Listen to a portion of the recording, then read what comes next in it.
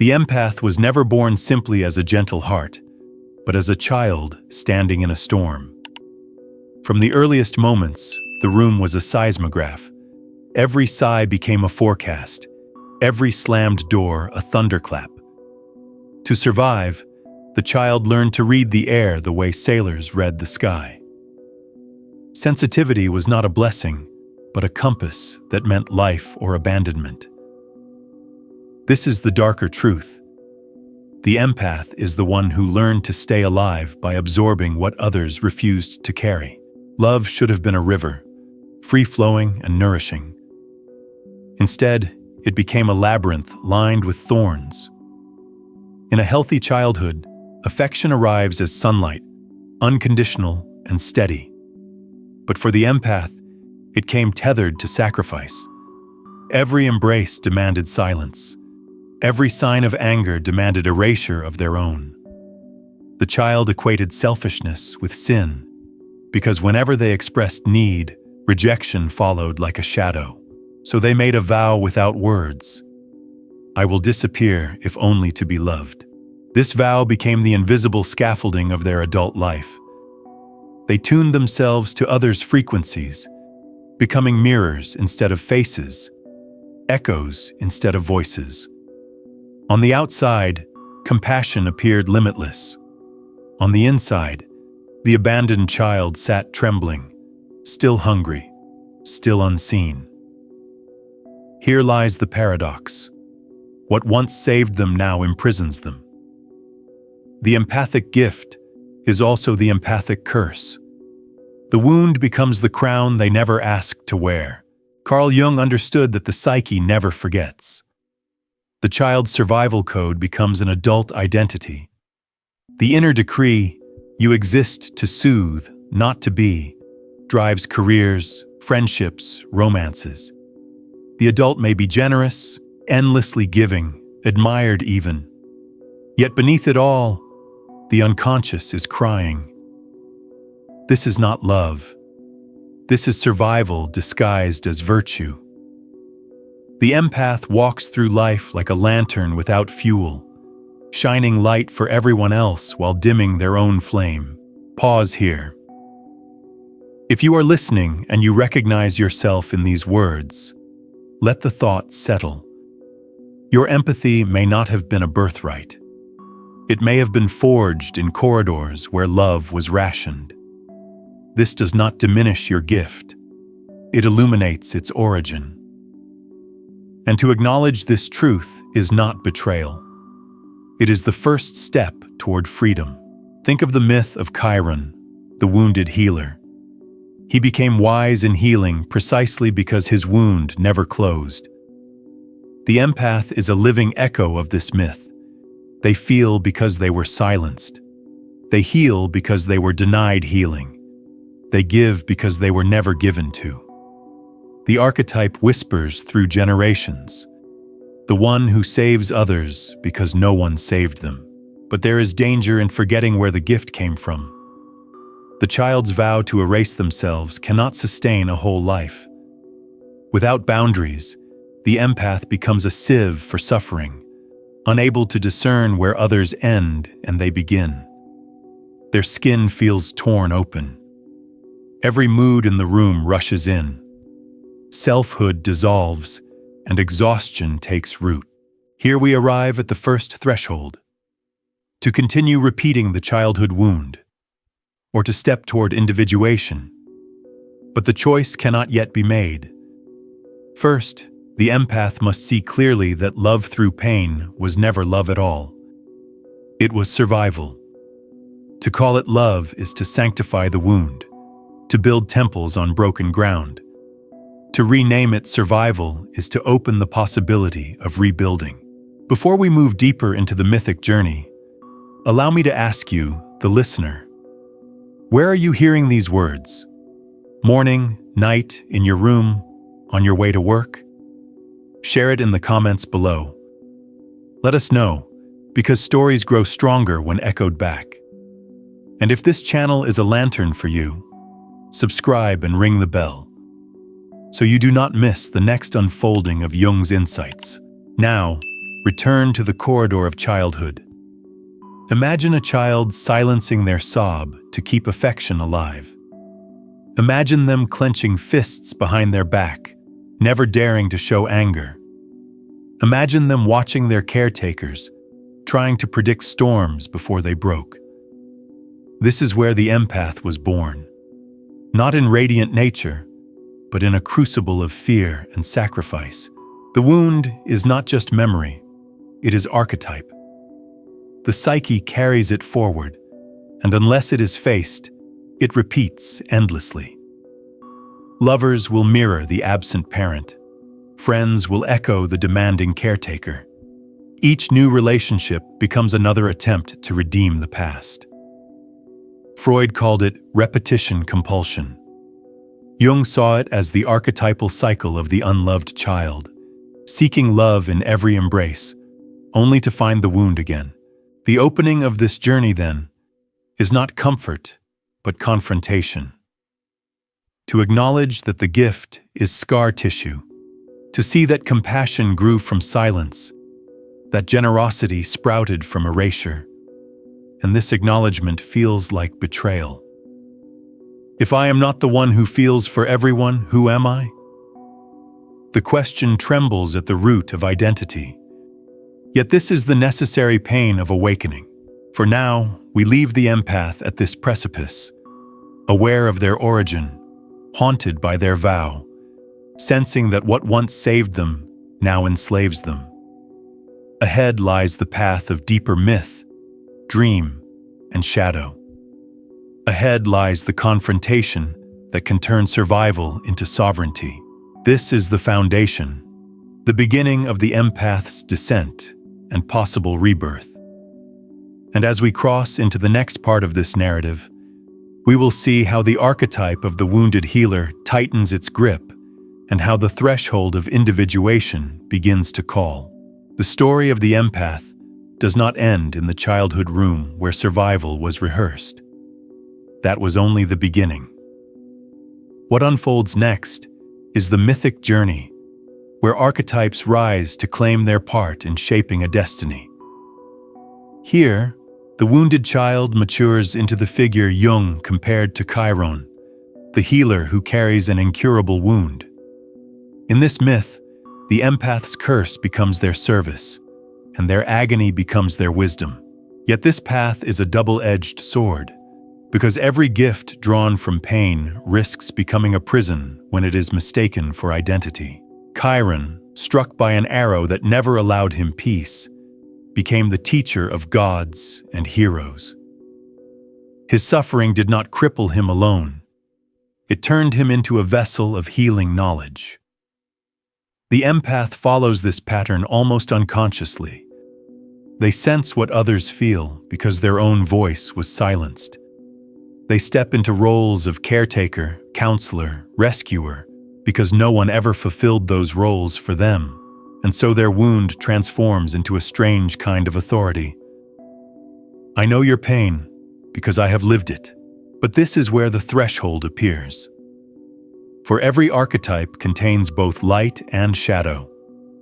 To embody the wounded healer is to risk living forever as the wound. If the empath never turns inward, if they never face the abandoned child within, their gift hardens into compulsion. They will repeat the old vow, give, absorb, sacrifice, as if still that trembling child bargaining for love. The outer world applauds their generosity, but the inner world cries for recognition. Individuation, Jung's word for the integration of the self, demands more than continuing to play healer for others. It demands a return to the inner wound.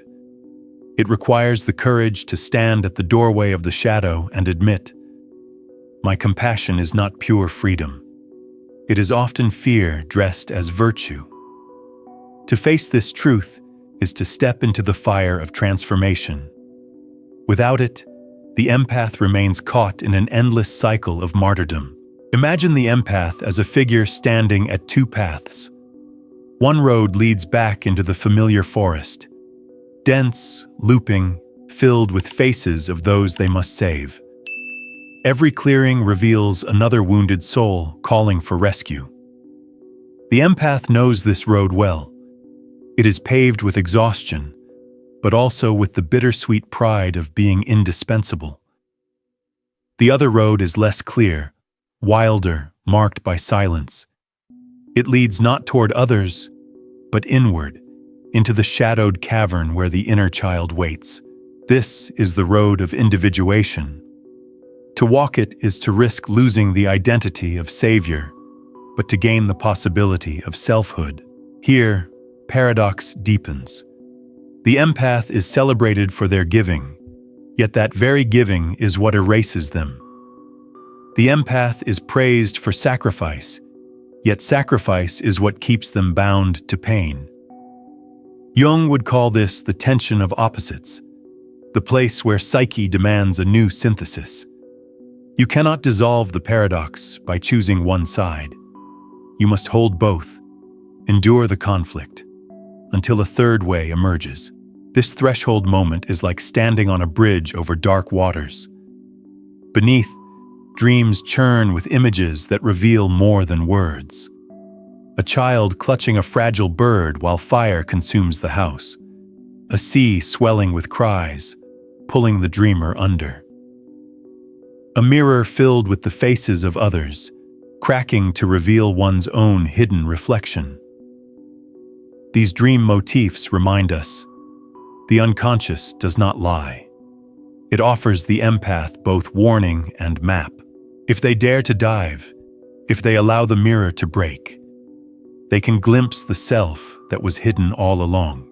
But such images terrify. To release the role of rescuer feels like treason. To consider selfishness feels like sin. The guilt that rises is ancient, the echo of that first commandment learned in childhood. You exist to serve, not to be. This is why individuation feels like death. It is the death of the false self, the mask of virtue, the identity built on erasure. Yet without this symbolic death, no new self can be born. At this threshold, the empath faces choices in every relationship. Will they keep rescuing the partner who exploits them, mistaking exploitation for intimacy? Will they keep holding friends who drain them, mistaking exhaustion for connection? Or will they pause, step back, and whisper the words that feel so forbidden? I too exist. I too matter. These simple phrases are more than affirmations.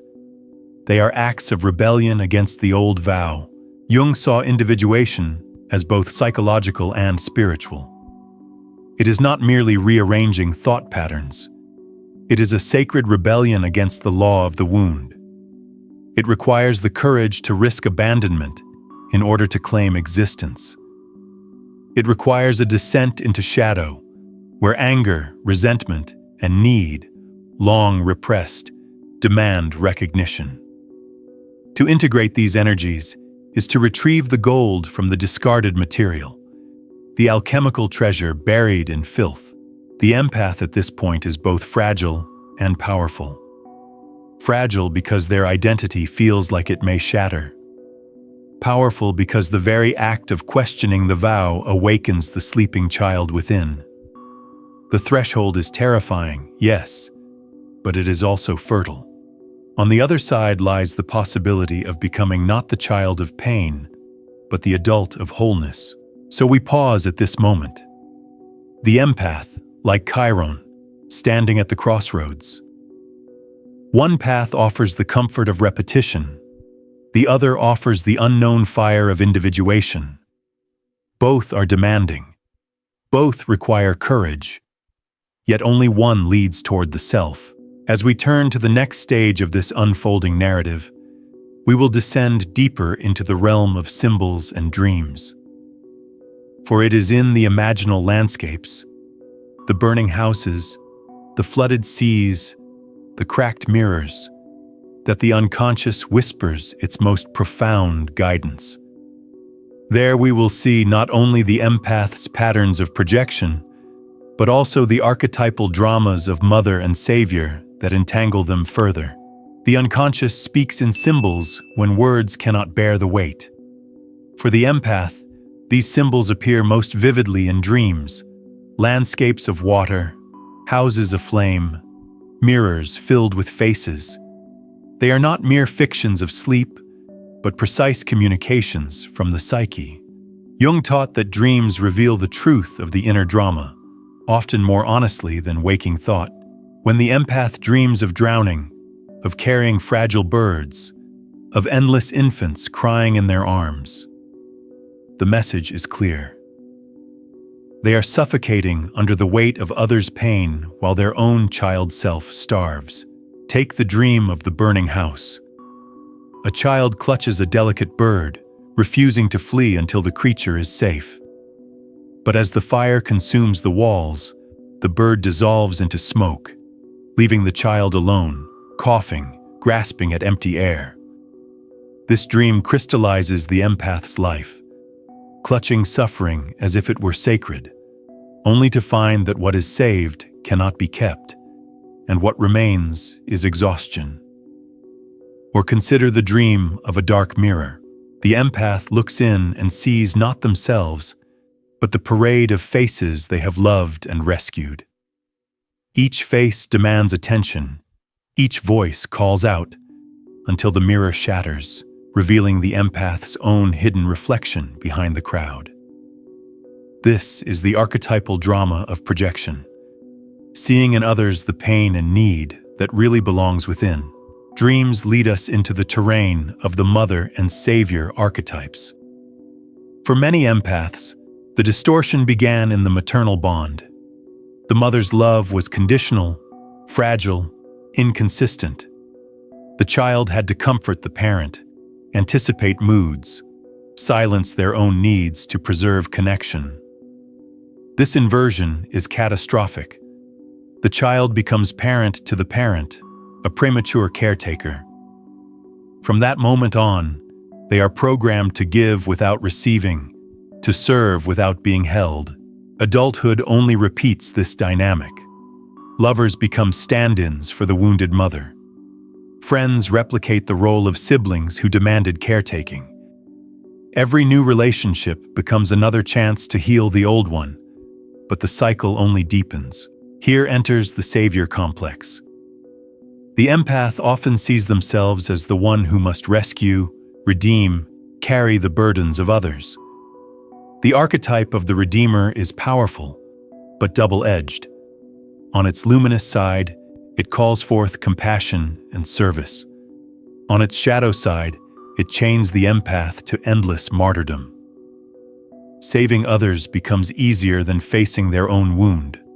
Pouring energy into the brokenness of the world becomes a way to avoid the terrifying silence of turning inward.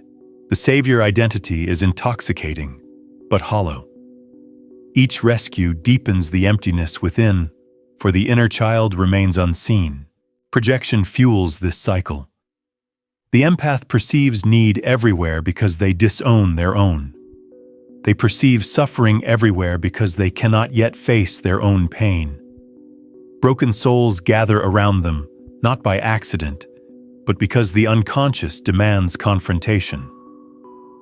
Until projections are withdrawn, the empath will live inside a hall of mirrors, mistaking reflections for reality. This is why individuation requires not only recognition, but withdrawal. To pause and ask, is this need truly theirs? Or is it mine unacknowledged? Is this suffering truly external? Or is it my own wound seeking expression? To answer honestly is to break the spell of the mirror. To break the mirror is to face the loneliness of one's own reflection. It is painful, yes, but it is also the beginning of clarity. The empath's dreams confirm this again and again. Flooded landscapes where they struggle to keep their head above water. Oceans that threaten to swallow them whole. Yet beneath the waves, if they dare to dive, lies a hidden pearl, a treasure chest, a symbol of individuation. The message: wholeness is not found by escaping the flood, but by descending consciously into it. retrieving the treasure of self-awareness. This descent is not only personal, but cultural. Humanity itself has long confused love with sacrifice, compassion with self-erasure. Ancient myths and modern institutions alike repeat the script. To be worthy of love, one must suffer. The empath embodies this cultural wound in the most intimate way. To heal themselves is to participate in healing something larger. The archetypal confusion of love and pain that has haunted civilizations for millennia. At this point in the journey, the empath stands amid broken mirrors and flooded dreams. They see the outlines of the mother's shadow, the lure of the savior, the compulsions of projection. But seeing is only the first step. To move forward, they must dare something more radical. Rebellion against the law of the wound. They must risk being called selfish, risk losing the roles that defined them in order to reclaim their right to exist. The unconscious is not cruel in its repetition. It is insistent. It will present the same symbols, the same failed rescues, the same faces in the mirror, until the empath turns and says, "This is mine, not theirs. This is my wound, not the world's to carry for me." That moment of ownership, painful as it is, cracks open the door to freedom. As we prepare to cross into the next stage, the focus will shift from recognition to transformation. The empath will be called to practice sacred rebellion, to embrace anger and selfishness as fragments of gold hidden in filth. In the crucible of alchemy, they will learn to transmute wound into strength, pain into sovereignty. The empath's journey now presses into the most dangerous yet liberating territory: rebellion against the law of the wound. Until this point, everything has been recognition, seeing the patterns, tracing the projections, deciphering the dreams. But recognition without action is paralysis. Now comes the confrontation, the moment when the empath dares to do the very thing once forbidden, to claim the right to exist for themselves. This is what I call sacred rebellion. It is not selfishness in the shallow sense of greed or neglect. It is selfishness in the sacred sense. The acknowledgement that the self is a center, that one's existence has intrinsic value apart from service. Without this rebellion, the empath remains trapped in martyrdom. With it, they begin to breathe as an autonomous soul. To rebel against the law of the wound means to hear the guilt and still move forward. The guilt whispers, "You are abandoning them. You are unworthy of love if you refuse." This whisper is the echo of childhood law: serve or perish. But the empath must stand against it. They must say, "I exist even if I disappoint. I matter even if I refuse." Every boundary set is an act of rebellion. Every no uttered is a declaration of selfhood. Anger becomes crucial here. For too long, the empath has numbed or silenced it, fearing it would destroy love. But anger is not destruction. It is fire, and fire has always been the element of transformation. Jung taught that disowned affects become shadow, and the shadow demands integration. To allow anger into consciousness is to reclaim energy once locked in depression and fatigue. Anger says, "I too have limits. I too will not vanish." Owned consciously, anger becomes boundary, clarity, strength. Alchemy provides the language for this transformation. The alchemist knew that gold is found in the rejected material, the filth others discard. So too with the empath. The very traits they feared, selfishness, anger, desire, are the crucibles of wholeness. By integrating them, they discover that what once felt sinful is in fact vital. Selfishness is not annihilation, It is the soil of authentic love. Desire is not corruption. It is the pulse of life. Anger is not evil. It is the guardian of boundaries. Integration does not mean erasing sensitivity. It means separating gift from wound. Sensitivity is not weakness, nor merely trauma. It is a faculty of the soul, an antenna tuned to unconscious frequencies. But when fused with the wound, it collapses into compulsion. When separated, it becomes a luminous gift, the ability to perceive what others miss without losing oneself in the perception. This integration is terrifying. It feels like betrayal. If I am not the one who endlessly sacrifices, who am I? If I am not the one who rescues, what is my worth? These questions haunt the empath as they pull energy back from projections. Yet these very questions are the furnace of rebirth. The mask of savior must die so that the face of the self can emerge. The process is rarely linear. It comes in spirals. There are moments of fierce clarity, where the empath sets a boundary and feels strength surge. Then come regressions, falling back into old habits of overgiving. But regression is not failure.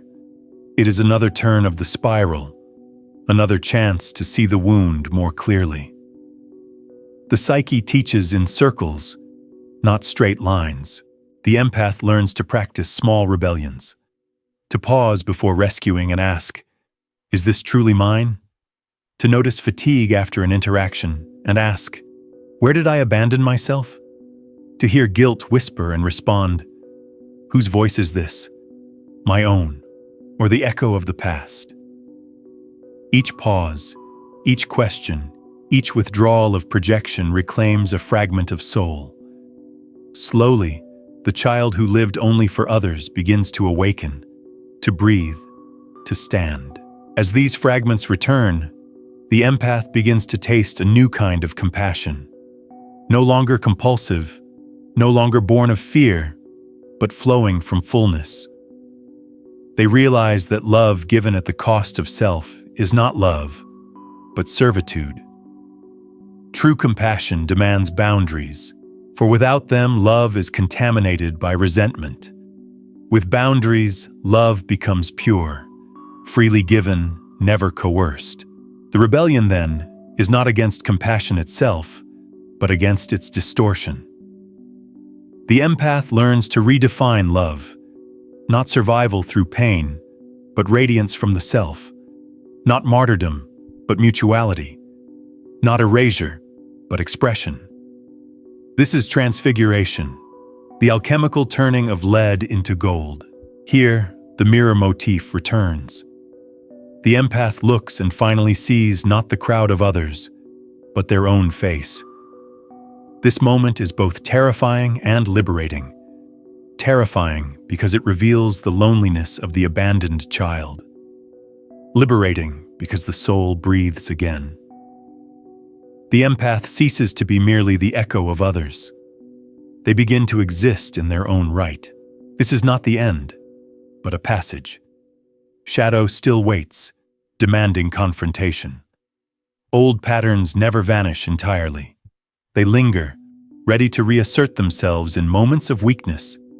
But the empath now carries tools. They can recognize projection, claim anger, honor selfishness. They are no longer powerless before the wound. As we move forward, the journey will deepen further into shadow. The empath will confront not only the guilt and the anger, but the collective wound woven into culture itself. They will face death and rebirth in archetypal form. And through this confrontation, they will step towards sovereignty, the discovery that love need not be earned through pain, but arises from wholeness itself. To stand before the shadow is to stand before the most feared part of oneself. For the empath, this means entering the cave where anger, grief, and selfish longing have been locked away. These are the emotions declared forbidden in childhood, the fragments of self that were banished in order to keep love alive. Yet Jung reminds us, what we repress does not vanish. It lives in the unconscious, and it returns through illness, through fatigue, through the repetition of painful relationships, until it is faced. The shadow is relentless. The empath who refuses to confront it often finds the body speaking instead. Anxiety as the pulse of unclaimed anger, depression as the weight of unexpressed grief, chronic exhaustion as the cost of carrying everyone else's burdens. These are not defects of personality. They are messages. The psyche will not allow self-abandonment to continue forever without protest. When the empath turns toward shadow, the first wave is terror. Anger surfaces, raw and volcanic. Resentment against those who demanded silence. Rage at caretakers who withheld love. Hatred, even, toward the unfairness of a world that trained them to survive through sacrifice. These feelings feel dangerous. The empath fears they will destroy bonds, destroy compassion, destroy their own moral worth. But Jung teaches that integration, not suppression, is the path. Anger, when owned, becomes boundary. Hatred, when recognized, dissolves into clarity. Grief, when allowed, washes the soul clean. The archetype of death and rebirth appears here. The empath must allow the old self to die. The mask of savior, the vow of self-erasure, the law that equates love with pain. This death feels catastrophic. They may feel as though everything is crumbling. Identity, relationships, even the sense of continuity in life. But what is dying is not the self. It is the illusion. What perishes is not love. It is the counterfeit love born of fear. The indestructible core remains, waiting to emerge. Dreams testify to this passage. One empath dreamt of carrying a sack filled with crying infants. No matter how many they soothed, more appeared, until they collapsed. In the collapse, one child emerged, their own inner child, silent, wide-eyed, waiting. The dream reveals the truth. Until the empath releases the illusion of saving everyone, they will never see the one who truly needs saving, themselves.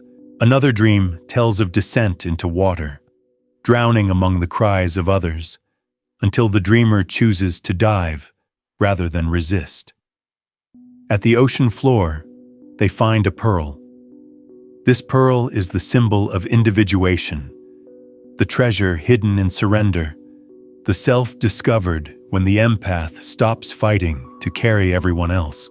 As shadow is integrated, as anger and selfishness are reclaimed, something shifts. The empath discovers sovereignty. They no longer collapse under the weight of others' emotions, for they have found the boundary of their own being. They no longer confuse compassion with annihilation, for they have learned that true compassion flows from wholeness, not emptiness. Their sensitivity sharpens, refined like an instrument now tuned to both others and self. From this place of sovereignty, love itself is transfigured. No longer the labyrinth of pain, love becomes radiance. It arises not as a desperate grasp for survival, but as a fountain from within. The empath ceases to be the child of pain and becomes the adult of freedom. They can give, but not compulsively. They can care, but not to their own destruction. They can love, but without losing themselves. This transformation is not only personal, it touches the collective wound. Humanity has long confused love with sacrifice, and the empath who integrates shadow becomes a living symbol that love need not hurt. They become a mirror of possibility, showing others that wholeness is not achieved by dissolving the self, but by embracing it. And yet vigilance remains necessary. Old patterns never disappear entirely. The echo of the child's vow still whispers, "Serve or perish." The empath may still feel the tug to rescue, to overgive, to collapse into martyrdom. The difference now is recognition. They can pause, reflect, choose differently. Each choice strengthens the new pattern. Each act of self-affirmation weakens the old law. This is the work of a lifetime, the endless dance between shadow and light, between old wound and new wholeness. Individuation never finishes. It unfolds in spirals. But each turn brings the empath deeper into authenticity, and so we arrive at the final truth. The empath is not condemned to remain the child who learned love through pain. They are invited to become the sovereign adult who chooses love through freedom. The shadow has been faced, the wound acknowledged, the archetypes integrated. From this crucible emerges a presence no longer draining, but enlivening. A soul who radiates not sacrifice, but authenticity. Here the final proclamation resounds. I too exist. I too matter. I too am allowed to love without pain. This is not the rejection of compassion, but its transfiguration. Only when you love yourself as fiercely as you love others can empathy become true, free, and divine. The journey of the empath is both tragic and sacred. Tragic, because their gift was born of wounding, their sensitivity forged in corridors where love was rationed. Sacred, because that very wound carries the seed of transformation. To face this truth is to undergo initiation, the passage from illusion to integration, from survival to sovereignty. The empath walks a mythic path, one that mirrors the great cycles of death and rebirth found in every tradition. Like Osiris dismembered and reassembled, like Christ crucified and resurrected, like the alchemist dissolving matter into gold, the empath too must descend, disintegrate, and rise. Each descent into shadow, each confrontation with anger, each pause to withdraw projection, is another step into wholeness. What makes this journey profound is not only its personal impact, but its collective resonance. When one empath integrates, they challenge the cultural narrative that says love must hurt. They become evidence that compassion can coexist with boundaries, that care does not require erasure, that to honor oneself is not selfishness, but the condition of authentic love. The empath who reaches sovereignty becomes a beacon, not because they absorb the darkness of others, but because they shine their own light. Their presence offers safety not by carrying everyone's pain, but by modeling selfhood. They inspire others to reclaim their own lost fragments, to honor their own boundaries, to see love as freedom rather than compulsion. This is the paradox at the heart of individuation. Only in becoming whole do we truly give. Only in loving ourselves do we love others rightly. Only in integrating shadow do we radiate light that does not burn out. The empath who once drowned in others' sorrows now walks as a midwife of wholeness, guiding not by sacrifice but by example. And yet, even in sovereignty, humility remains. The wound never disappears entirely. The empath remembers where they came from, remembers the child clutching the fragile bird in the burning house, remembers the ocean of sorrow that nearly swallowed them. But now, these memories are not chains. They are reminders of strength, proof of survival, fuel for compassion. So to every empath who listens, your truth may be dark, but it is not hopeless. You are not condemned to repeat the past. You are invited to integrate it, to redeem it, to become whole. Do not fear your anger. It is your fire. Do not fear your selfishness. It is your seed of selfhood. Do not fear your sensitivity. It is the organ of the soul. Love is not earned by pain. Love is. It flows when you honor your own existence. It radiates when you dare to claim, I too exist. I too matter.